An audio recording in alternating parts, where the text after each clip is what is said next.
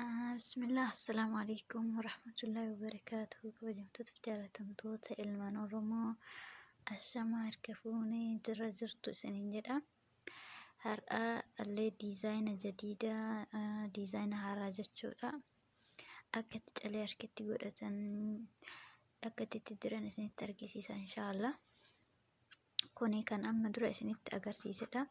Diizaayinii kana amma dura akka itti hojjetamu isinitti argisiisee namoonni baay'een namni sirriitti nutti hin mul'atu jettanis jirtu. Inshaallah akka sirriitti isinitti mul'atuttiin isinitti argisiisa. Hamma dhumaatti viidiyoo kana daawwadhaatii YouTube chaanaalii Ticheeraaliyaa jedhus sabiskiraayib naaf godhaa isiniin jedha inshaallah. Haaluma salphaan callee manuma keenyatti callee kana binnee jirbii marraa akkanumatti hojjanna jechuudha. Baay'ee salphaadha, hojjechuun baay'ee salphaadha.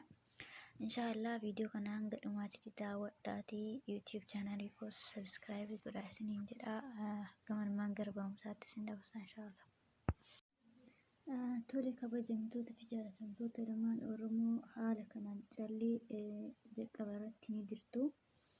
Ani fakkeenyaaf callee asiinis 12 diree isin haga feetan diruu dandeessu jechuudha. Haga harki keessan gahutti dirachuu dandeessu jechuudha.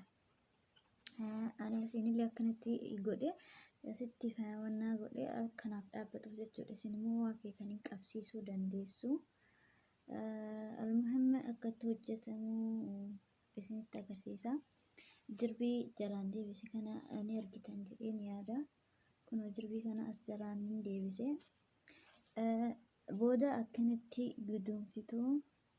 Jirbii kana yeroo tokko hin guduunfitu. Erga haala kanaan guduunfitanii booda dhaddoo dhooftan jechuudha. Dhaddoo dha'uu hin beektanii miti. Warri shurrubbaa dhaddoo dha'uun hin beeka jedhee yaada. Isa jidduu lamaan kana walumatti qabdanii dhaddoo dhooftu.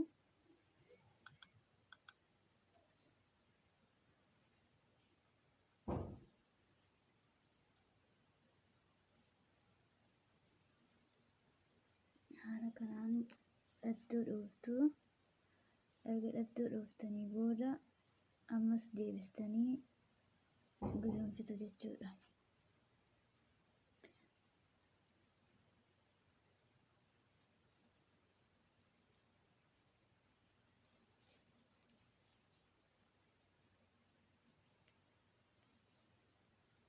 Akkanatti haala kanaan hin guduunfitu. Amma callee diraan eegala. Callee habbaa lamaan akkanatti fudhanna. Habbaa lamaan akkatti fudhanna jechuudha. Isinitti ni mul'ata jedhee ni yaada. Haala kanaan jechuudha. Kunoo haala kanaan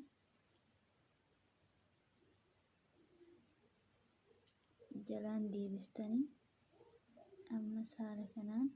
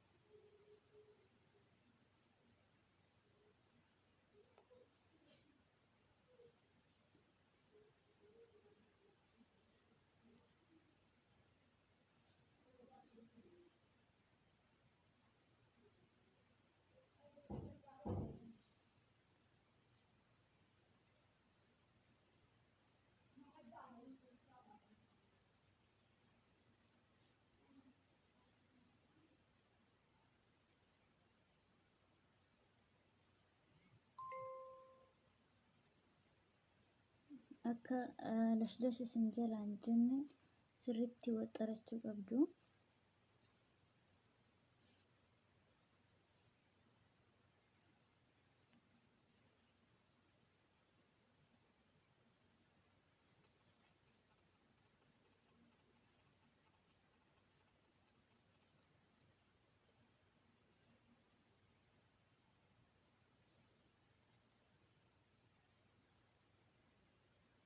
haala kanaan erga xumurtanii amma asiin akkatti deebistanii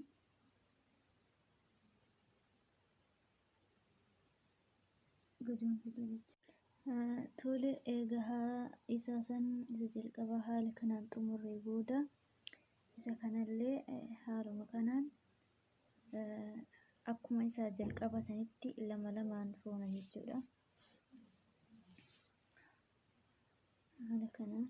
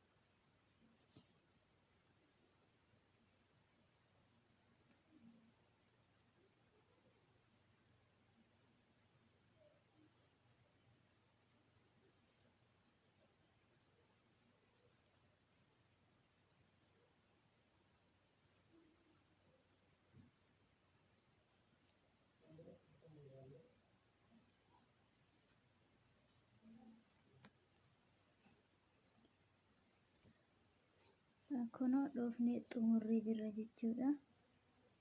Xumuramee jira. Haaluma amma asiin dura xiqqoo dhaddoo dhoofne san asiinillee dhaddoo dhoofna. Xiqqoo dhaddoo dhoofna.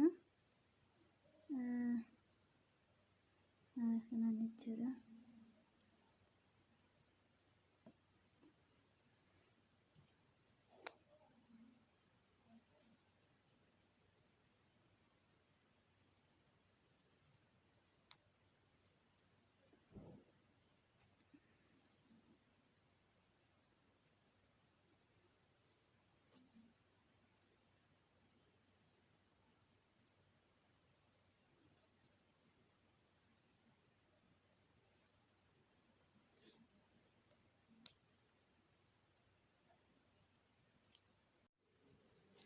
Erga haala kanaan hojjanne booda asiinis callee yoo feetan kun dachaa lama addaan baastanii asittis callee tokko asittis callee tokko godhachuu dandeessu isinii.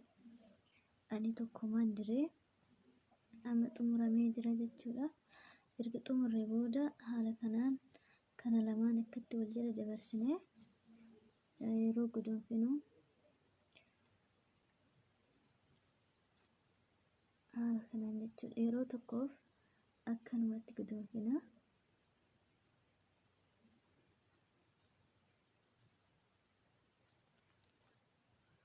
Achi booda yeroo tokko gara mirgaan haala kanaan yeroo tokko gara bitaan as jalaan akkanatti deebisna guduunfina jechuudha.